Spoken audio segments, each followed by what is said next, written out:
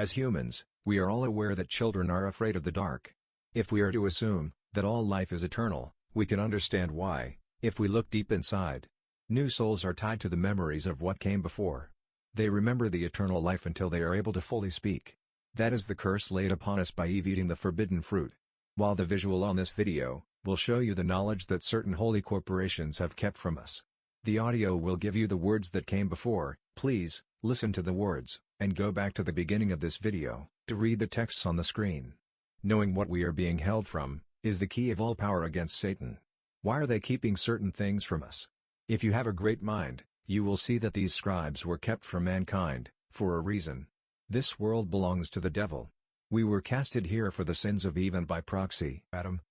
On the third day, God planted the garden in the east of the earth, on the border of the world eastward, beyond which, towards the sun rising, one finds nothing but water, that encompasses the whole world, and reaches unto the borders of heaven.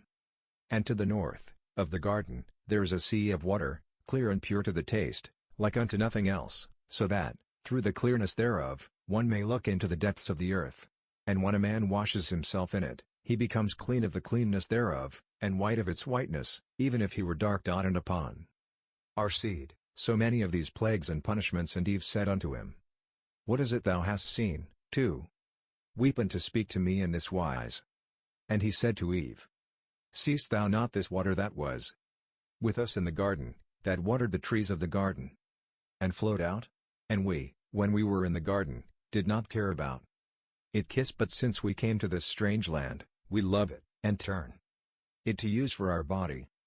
But when Eve heard these words from him, she wept, and from the soreness of their weeping, they fell into that water, and would have put an end to themselves in it, so as never again to return and behold the creation, for when they looked upon the work of creation, they put an end to themselves.